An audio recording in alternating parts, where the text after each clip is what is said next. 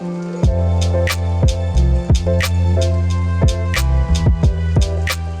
name is Bharat. I come from India and I came to Germany in 2016. Right now, I'm a German national and I can travel anywhere I want. I can live anywhere I want in EU without any kind of problems whatsoever. But it wasn't always the case. When I came in 2016, I came for my master's at Technical University of Hamburg. I had already done my bachelor's in civil engineering, so I was very excited to start this entire new journey because I had heard a lot of nice things about the German university system, and at least from the German university system, I'm absolutely not disappointed at all. I actually had a lot of good experiences there, things that I would have never been able to do in my home country. I was able to do there, for example, work on my own business as my master thesis, and also have a lot of exchange with the professors, build a nice network, and many other things. But on the other hand, there were also a lot of things which I didn't like as a migrant business owner living in Germany, and that was the reason I decided, okay, this is time to move away from Germany and find a new place to live. So in this video, I'm going to show you the good things of having a business in Germany, the bad things of having a business in Germany. All of this from the experience of somebody who had his business in Germany for over 3 years. So I registered my business on October 2017 and I unregistered my business and myself and gave up all of the address and everything on February 2021. Now I really want to start with the good things because there's a reason why so many people decide to move to Germany. It is safe, you don't have any kind of drama with gun violence. You also feel like, alright, if you have to go somewhere at night, you can still go. Of course, there are bad neighborhoods in every single country, but relatively speaking, Germany is still a very safe country. You don't pay any kind of money at all for tuition fee for the universities. That means getting a master's degree in a developed country like Germany is completely for free. All you have to do is take care of your own personal expenses. So all of these things, of course, made Germany very lucrative, and the German government tried a lot of different things to make starting a business lucrative for some people, but I don't think they made it lucrative enough. So let me talk about the good things first. The first thing is that registering a business in Germany is actually very easy, especially if you have a permanent residency. All you have to do is you have to either go to the Rathaus or the Gewerbeamt and you have to do a Gewerbeanmeldung. And this is super simple and also does not cost a lot. And with this, I come to the second good thing, which is it does not cost a lot. It just costs around 20 euros to do a registration. In some smaller cities, it just costs 12 euros. That's the one-time fee you pay to register yourself as a sole proprietor. Of course, if you want to start a GmbH, which is a limited liability company, the costs for that are much higher, and also there are a lot more ongoing costs. When you're registering a sole proprietor, there are no such costs like that. You just pay once you're registered in the system. The way to fill out the form is also very easy. I've already discussed it in my previous videos, how to register a business in Germany and so on. So all of that was very easy. Now the third good thing about this was that you have some special rules for a business when you're growing big. So these are called Kleinunternehmerregelung. So these are small enterprise regulations, and under that you do not pay any kind of VAT till 22,500 euros of sales in the first year and 50,000 euros of sales in the next year. This is very nice because this reduces your paperwork massively. And that means towards the end of the year, all you have to do is you have to submit an Excel sheet where you have all of the income listed, all of the expenses listed, and that's it. With this, you are pretty much covered with all of the tax declarations that you have to do. You just have to submit it to a tax consultant and they take care of the rest. So that's of course very nice to not do monthly VAT declarations or quarterly VAT declarations. That was a huge support in the starting, that you don't have this kind of extra paperwork that you have to indulge yourself in. The fourth thing that I really liked about this was anybody can essentially start a business or a side hustle or a freelancing business in Germany.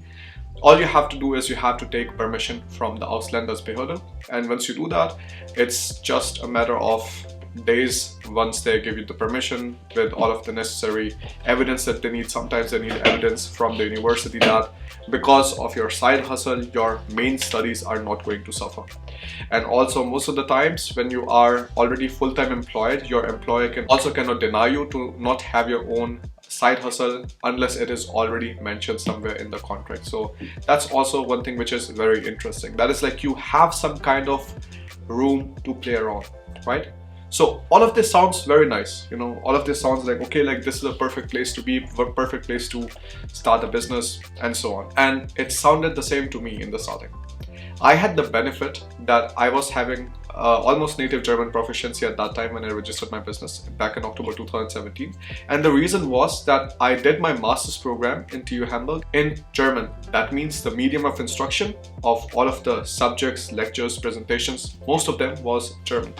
So I didn't have any kind of problems when I was receiving letters or when I had to fill out some kind of forms and stuff. That was like pretty easy for me, and I would just go and like, get the stuff done, come back. Of course, there are always like these financial terms which really annoy you, also annoyed me, but you get used to it over time. So everything sounded great. I was very excited to get started.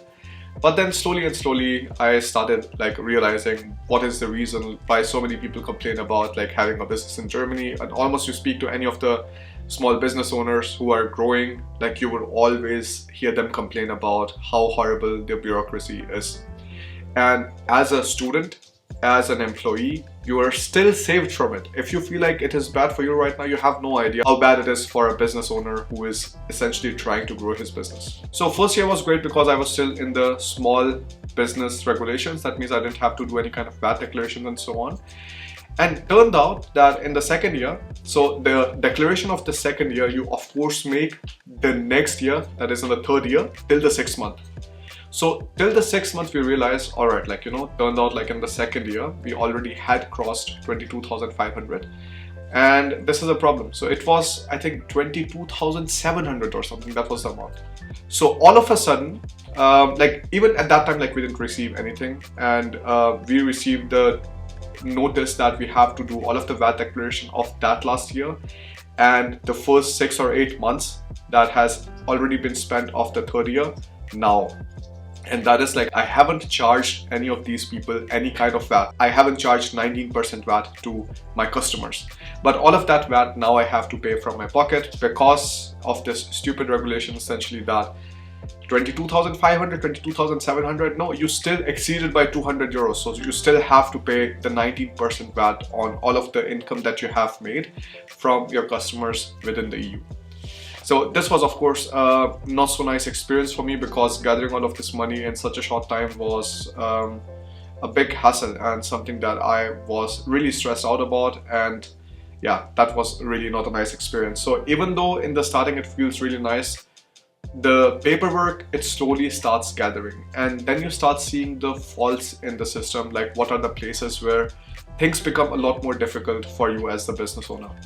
Another thing that I realized was that when I was having my business in Germany, I was spending a lot more time just filing different kind of forms for the health insurance, for the Finanzamt, for the Rathaus, for just some random unnecessary information. Then as a business owner, if you hire somebody, God forbid if you hire somebody, you also have to deal with the Berufsgenossenschaft, and you also have to like constantly give them submissions of one sort or the other. And if you have not lived in Germany for a long time, or if you don't have an idea of how the entire business system works here, it is very easy to miss out on documents. And when you miss out on documents, what happens is exactly what happened to me now 2 weeks ago. That is, after 1.5 years of me not being in Germany, having absolutely nothing to do with Germany, I still receive letters on my old address that we were having. And of course we have contact with the person who was living there, so they would like send us the letters on WhatsApp, and I was like, how the hell is it possible that we are still like, we have absolutely nothing to do with Germany, and somehow supposedly there was one single document which was still left to be submitted to the Berufsgenossenschaft, and that I had to do because I had an employee for full time for 2 months. So like that's how ridiculous it gets. Also, you have to do a lot of compulsory declarations for which you need to get the letters and stuff and the code, and like you have to fill things out. For example, how much you're expecting to earn this year, how many female employees are there in your business, how much are you paying your female employees versus how much are you paying your male employees. All of this nonsense like you had to fill out there. And of course I only had a female employee, so everything was like super easy, but I don't know if I had filled out some different kind of numbers, what other kind of like inquiries would have come. The second biggest problem that I found with this was actually finding tax consultants. I had a list that I made back in 2017 because I was really not happy with the tax consultant I was having at that time. So I was like, within the first few months, I already realized this is not nice. And then in 2018, like towards the mid of it, I was like, okay, I really need to find somebody who can help me with this because otherwise it is going to be problematic. I made a list of 42 different kind of tax consultants in Hamburg and the region, and I wrote to every single one of them. And almost every single one of them told me that we don't have any kind of new capacity. And this is actually very demotivating because when you're trying to find somebody from whom you can get some kind of competent advice so that he can take care of your business, like the accounting part, and you can take care of growing your business, this is a big hurdle. And I think anybody who has even tried to file the normal tax declarations, if you're not doing with some kind of softwares on your own or some kind of these Lohnsteuerhilfeverein, so that is these associations which help you with income tax and so on. If you have tried to do it with some kind of private tax consultant or something, you know how difficult it is to find somebody who is going to take your case. So this was another something which was definitely new to me and something that I absolutely did like. And I think also ruined my experience as owning a business in Germany, because I was owning a business. I had one intern. The intern I converted into a full-time employee. And then I was really planning on getting another intern and just getting the business rolling. But when you receive at least I think 4 or 5 different kind of letters per month just for unnecessary administrative paperwork that you shouldn't be doing as a business owner, it just gets really annoying. The third thing was sometimes you would just have some unnecessary rules. For example, I had no idea at that time that you need to have the impressum posted in every single place wherever you are having any of your brand name. So on the Facebook group, on YouTube channels, on websites, of course, that was understandable, but Facebook, Instagram, so on, I was who cares, because the website is there anyways, and if you have something to do, you can take a look at my website and you can take a look at the impressum there. But you would still receive sometimes email from some kind of law firms who would simply try to pick a fight with you, saying you did this wrong, you did that wrong. For that, we have to actually put a Anzeige against you in this Chamber of Commerce, and things like that, which also was pretty stupid. So you have to beware that you don't fall into traps of these kind of people, because you will also receive some unnecessary emails like that, or sometimes letters like that. The last thing I think which I kind of find very annoying was the constant fines. So if you remember in 2019 end, so in 2020 starting, of course Corona started out, and with that everybody was closing their businesses, everybody was going many people were going bankrupt, and even the people who were not going bankrupt, they applied for government help.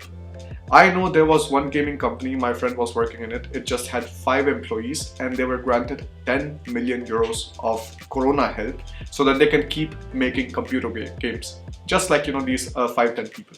And that was so ridiculous. When the government was giving all of these other businesses money every single month, I didn't ask for any money because I didn't need any money. So I was the businesses who actually need money, they can use it, they can get some kind of help, but I don't need it right now. But at the same time, for missing some kind of deadlines here and there, you would just start getting piled up with fines over fines over fines, which was actually very annoying. Towards the end, it just got absolutely ridiculous. I'm going to pay the fine for something, and till the time I would pay out the fine for that particular time, they will already give a fine on that fine, and I would have to then talk to the Finanzamt and tell them hey, I've already paid for that, why are you sending me another thing? And so they were it was already prepared back then, and that's why we sent it out. So there were a lot of ridiculous things which were happening, and throughout this there would also be some unnecessary things. For example, if you know about the VAT regulations in Europe, you don't charge VAT on anybody who is outside EU. And as an Indian who came from India and started living in Germany, many of my customers come from outside Europe. So I don't have to charge VAT on them. And it's a clear-cut regulations, everybody is able to see them. My consultant was also seeing that, and all of these regulations were established, and it is the same way it also works in Romania, in any other country. So when they saw that there's so much money that you're earning as income, but you are not paying the VAT, the Umsatzsteuer, on the entire income that you're making, they're alright, we are going to have a VAT audit for you right now. So submitted all of the documents, everything. I think it took a lot of time. It took me almost 2 months to like gather everything together and like submit them all of the documents. But I submitted them last year, and till now absolutely no response whatsoever. From what I've heard from other people, these kind of things can take up to 3 to 5 years. So I was really not happy that instead of just asking me, what is your business and how are you making money, where are your customers coming from, what is the reason behind it, having that kind of discussion, like having a direct audit where I have to now gather all sorts of documents and submit to them, that was something which was very stupid. And I can understand, because my business was growing almost 3 to 5 times every single year. So we were having a growth rate of at least like 300 to 500%, which was maybe not so normal for many other businesses. But when you're working day and night to make your business grow, these are the things that you don't want to be annoyed with, because these things just cost extra time from you.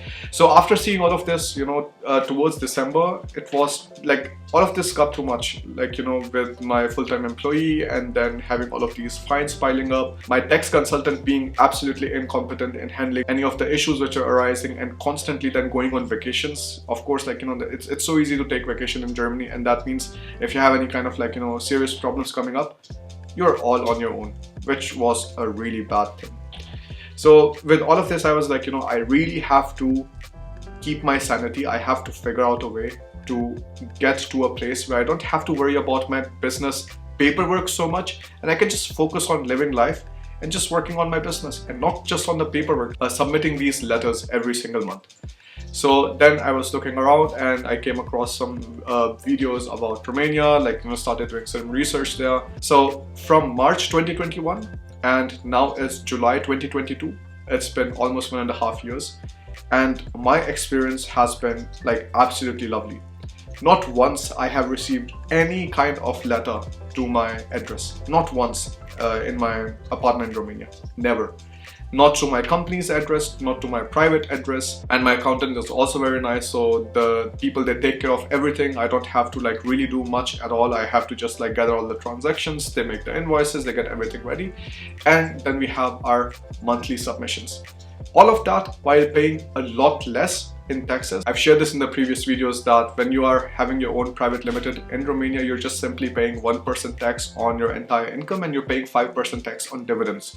So after paying around 6% taxes, you're having all of the money available to you as private income. And again, all of this is legal. It is a EU country, and you don't have any kind of shady stuff going around. All of that you can also find for yourself on Google, directly on the tax authorities website of Romania. So very nice EU country, and that's the reason I was this is the time to kind of move. And I found good people who registered my business, found good tax consultants, and of course there's absolutely nothing that I can complain about in this. Also, the cherry on top of that was whatever depot I had with my Scalable Capital broker, I was also able to take that from Germany with me to Romania without any kind of problems, because it is a EU country and everything is very nice. Now we can just travel around wherever we want. You know that we have been living this digital nomad lifestyle. Essentially, we live in one country for 2 to 3 months, then we go to the next country and then to the next country and so on. And we try to find a place where we can feel happy and safe, and there's not major compromises to be made with the medical stuff and the taxes and so on, and just everything just fits together. So far we haven't been able to find that country. Middle Eastern stuff is not an option for us. I don't think the culture really fits for me. I came to Europe for a reason, that I have my freedom and I don't have to worry about all of these things. All of the influencers which end up moving to Dubai and so on, they have to sign paperwork that they are not allowed to say anything bad about the government and so on. I don't want to have these kind of papers signed, and I want to live my life the way I want. And this is the reason I say, in every single phase of your life, there's going to be one surrounding which is going to serve you a purpose.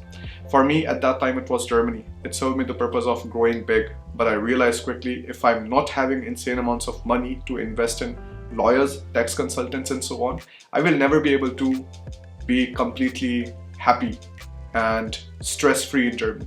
And that was the main motivation. It wasn't I don't like Germany anymore. I think this is the reason we are going to be doing a Germany tour very soon. We are doing a Germany tour from 15th August to 25th September, and we are very excited about this because I always wanted to travel around in Germany. So it's not the reason I don't like Germany anymore. I still like it. It's just as a business owner, it's not really the place I would want to be at when I'm trying to grow my business big. So just a few things to keep in mind in case you want to start your own business in Germany. Find a good tax consultant. Make sure that you understand some kind of German, because otherwise filing paperwork is going to be very difficult. And also make sure that you have access to some kind of lawyers, so that in case something comes up, you're able to talk to them and get things sorted. This was a detailed video from me, and if you have any kind of questions, comments whatsoever, you can write it down in the comment section below. And if you want to set up a business in Romania, I have my own website, myromaniancompany.com, which you can also take a look at with the description below. I'll see you in the next video. Bye.